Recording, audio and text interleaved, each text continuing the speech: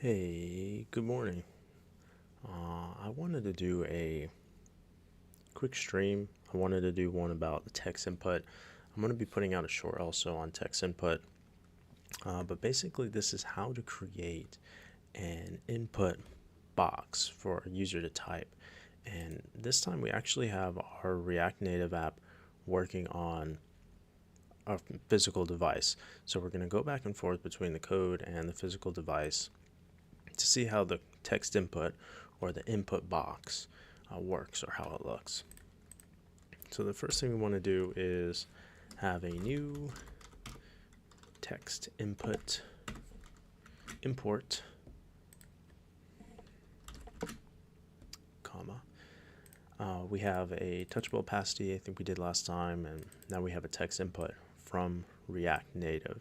So this is still, we're using React Native Expo router, and really what that means is that we have this kind of workflow where we're able to switch between pages using a kind of like a Next.js type of framework. But what this is going to do also is this is going to still let us use React Native. So now we have our import. Let's actually add a text input here. We'll do it right below our button text. Oh, and I'll remove this too. We'll do a separate result for text input to see how it works.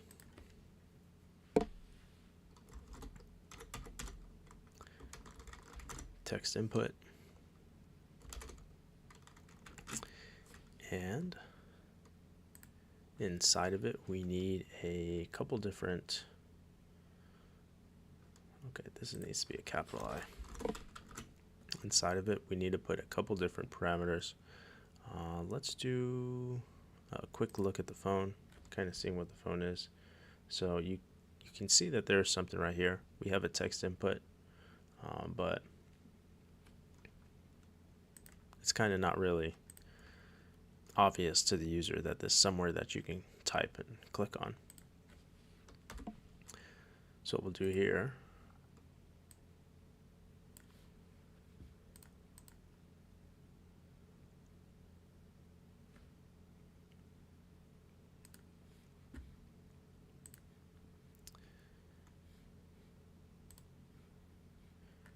is let's add a style. So style equals styles dot, I think I have an input style. So this input style that I'm using, we can talk about it a little bit. It's going to be a height, width, border color. That border color really is what makes it. Let's actually take a look at the phone. That border color is really what kind of brings it out. If we were to take away the border color, let's try to do that now.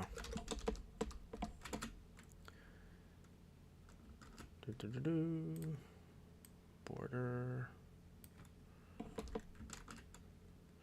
We kind of lose a little bit of the, the look. Well, that's kind of what it would come with. We're missing the border color or missing the border. Okay, so let's go back to some more of the styling. Border color, border width, border radius, a little bit of padding, and a margin top, just to kind of some more spacing away from the other components. That's pretty much it. This is a good basic styling input box. So we have our input now. It's kind of more obvious to the user that this is something that they want to type in. Let's now do a placeholder. Enter some text.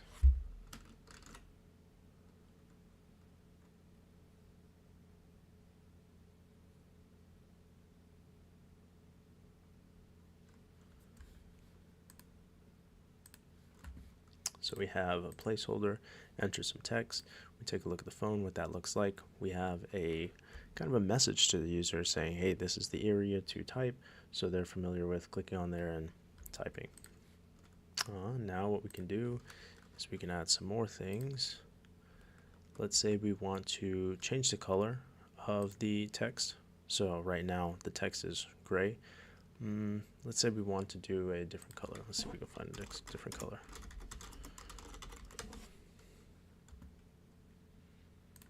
Okay, now this is going to be a weird color, but we can do placeholder text color equals open bracket close bracket and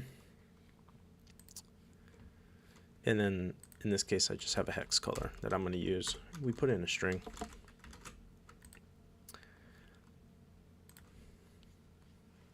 Now what we have is enter some text, and that this is still a placeholder, but the text placeholder is green. Notice that the actual text itself is not green, it's still black. So what would you need to do if you want to change the actual text color itself, like you wanted everything to be green inside this box? Well, you could go here and do a color and put in your color of choice for the actual text. Now, when we type in the box, not only is the placeholder going to be green or whatever color you want, but also the actual text itself is going to be that same color, or again, whatever color you want.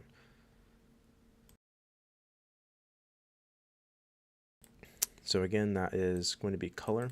This is really going to be changing the text the user enters, and this is going to be changing the placeholder text color. So a couple different things here on how to manage the color, but this would be the way to change both the text color and the placeholder color. Now let's say that this is a password. So enter your important password. Enter your important password.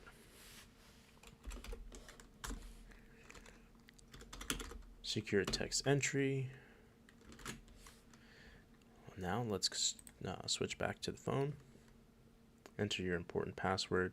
We see kind of something had changed already. We see the keyboard recognizes that this is like not an autocomplete or auto-suggest area anymore. So whenever we type, we have a actual password.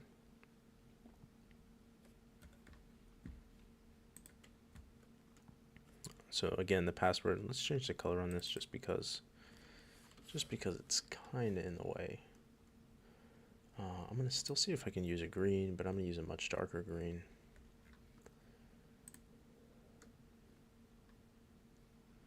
I want a dark green.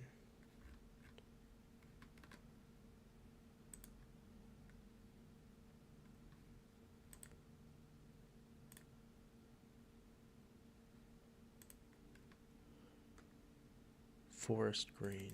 How about that? Forest green. Okay. So, wow, that doesn't even look like green.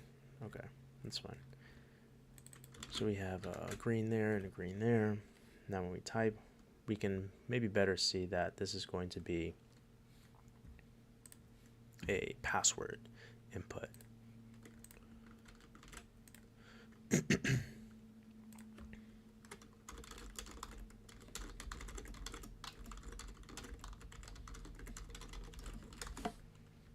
Okay, so now that we have the password, let's go ahead and do some more changes on the GUI, because at this point we haven't really talked about how to get the user's input. So far the user has just been able to type, they've been able to input, but we don't have a way to get what they typed. Let's start with adding another text here.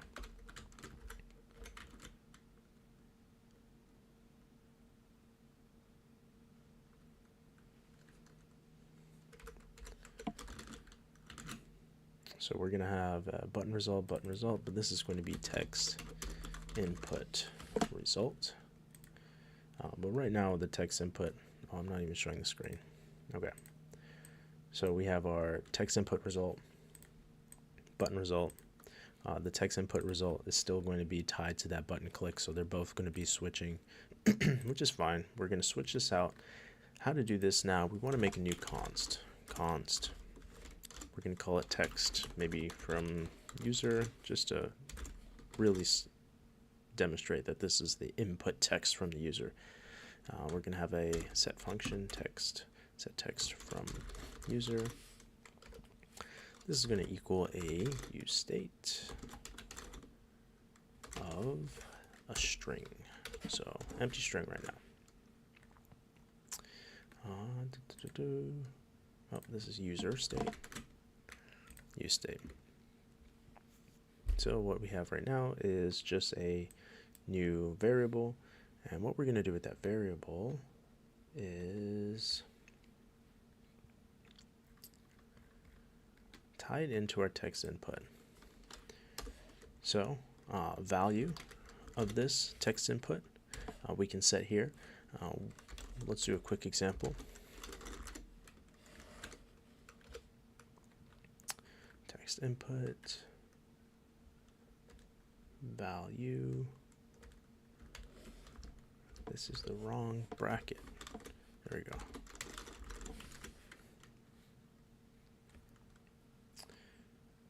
So let's take away the secure text entry just so we can see this.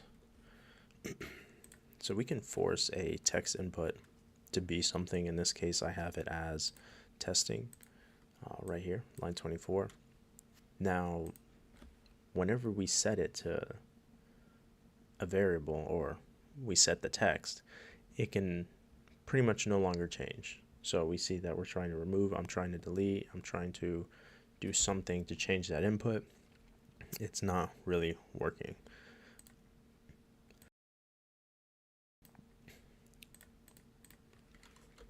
What we need to do here is, instead of setting it to a hard-coded string, we're going to set it to a variable, in this case text from user. And so now whenever we type, we see that it still doesn't change. What we need to do also is on change text. On change text, what we're going to do is we're going to say, okay, hey, take this text from user. We're going to have that in parentheses. And we're going to use this to set text from user. Passing it the text from user. Okay. So now what does that look like? Now let's take a look at our phone. Now we're able to change the text. This is something that we were able to do before. So maybe it doesn't look really intense. Maybe it doesn't really look like, hey, this is doing much. But let's actually now pass a secure text entry. So we have a hidden input from the user. We can't tell what the user's typing, but what we're going to do is, here in our text input result, instead of typing out the button result, instead of printing that, what I want to print out is the text from user. This is going to be something that changes whenever that user types in, because we have an on change text here. We are taking the text from user and passing it through to the set text from user. So because that is always changing, let's go back here. We have now the text input result changing here. So we can see as we change the input, we are changing also the text input result at the bottom. Even though we can't see what the input is because of the secure text password, we're able to capture it. And at this point, you can use this text from user for whatever you want. you want to go ahead and log in. This is the text that you have from the user. So you can do a lot of different things now just because of this onChange event and getting this variable. I want to see if there is some more. Yeah, let's do this one. Let's take out the secure text entry. If you're interested in doing like a big text block, you can use multi-line. Multi-line may give you basically like a giant paragraph that you want the user to input a lot of text on this input. You can do number of lines, and let's do one more. Let's actually take out the style here.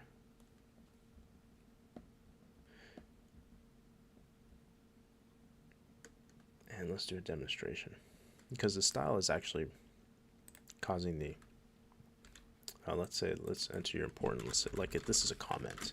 This is going to be a comment that you want the user to type into your app. So we have our first line here, then the user presses enter. We have our second line here, user presses enter, third line, fourth line, and you'll see something with this fifth line. We kind of lose our line. So that is kind of what the number of lines is doing. It's making sure, hey, these are the lines that are visible. Let's go back to that. So number of lines, 4. Let's say number of lines you wanted was, let's just go back down one. Let's go to 3. And you can see how the input box kind of like squished.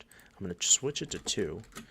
And you can see how it's squishing again. So this is going to be able, I'm going to switch it to 5. You're going to see it expand.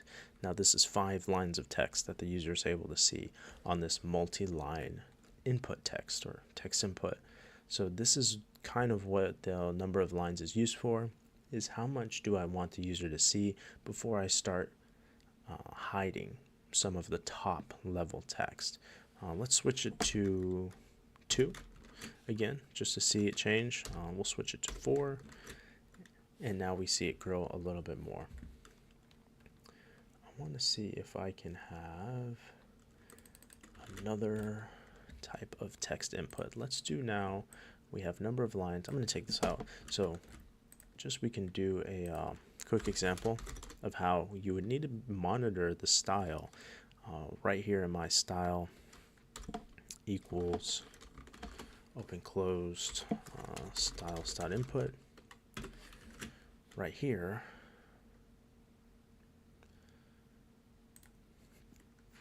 you can kind of see how it's not really working.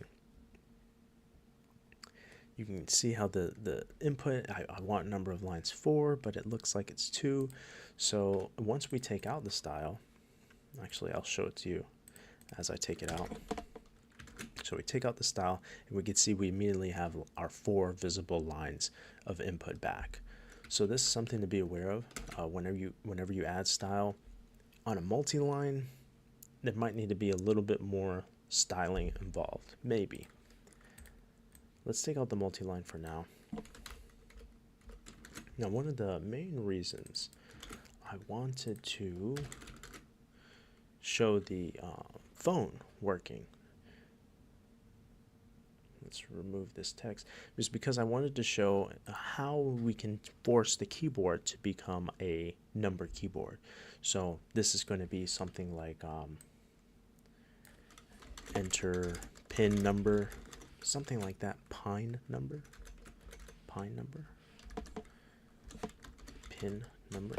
enter pin. So pin number, we know it's going to be digits. We know that it's not going to be A, B, C, D. It's just going to be something like 111. That's it.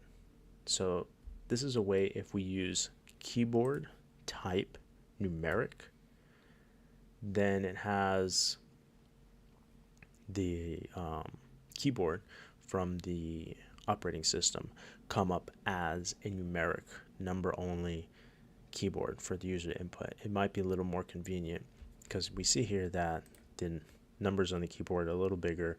There's usually a special configuration for a number keyboard, so that's what's happening here.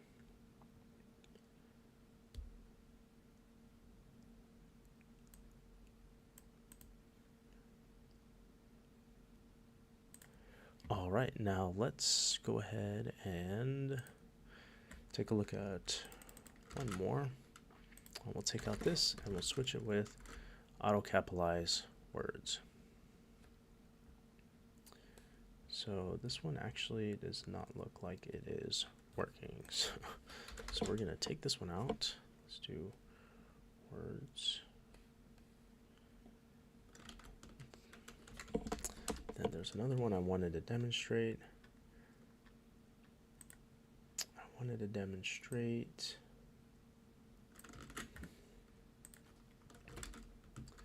Maybe some of the events.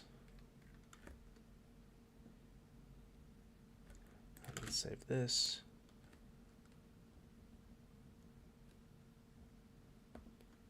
And it is not showing. I'm going to do a little reload here. So for reload is R. Okay, there we go. So again, I don't know if you had missed that, but I had made some changes here. It didn't seem like it was reflecting onto the app because I was expecting logs. I'm not sure why I wasn't getting logs. Sometimes you might need to reload. If you were not really getting the result you're looking for, go ahead and reload. Again, that will be R, and I think that's here also. It shows you reload app. Right now I'm doing an npx expo start and running A. I pressed A to start Android. I have Android USB debugging enabled on my phone. This is a physical device, so this is what we're seeing in actual phone right now. Okay, so let's take a look. Let's do R one more time to kind of like clear the log. We have our input, enter pin number, but this is not really a pin number anymore. This is text. Whenever I click on the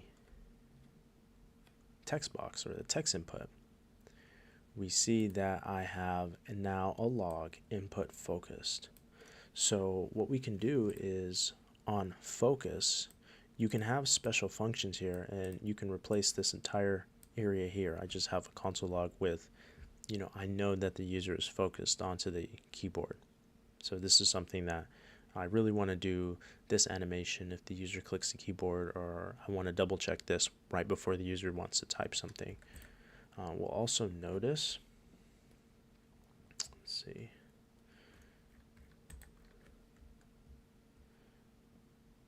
there we go. Whenever we press enter on the keyboard, we have this one, editing submitted. So this could be a way also to identify, okay, the user is done, they have pressed enter. Right after they press enter, I want them to submit. They have pressed enter on submitting an email. Okay, go ahead and send the email whenever they press enter. Probably not that exact scenario you want to use, but that's just an idea of kind of how this is working.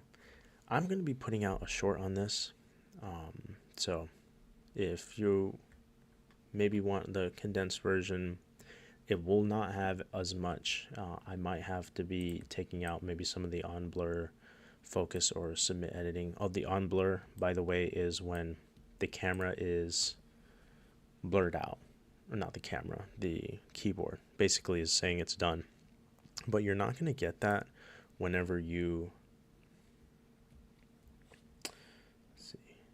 close the keyboard on itself. Like, so if you do this and you close the keyboard here, I'm like closing the keyboard on itself.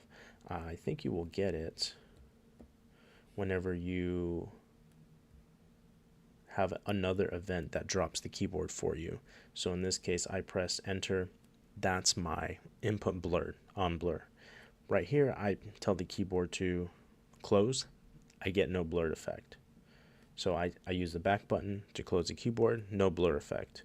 But I press enter, I get a blur effect. That's pretty much the gist of it. Let's see if there's anything else maybe we can talk about with the text input.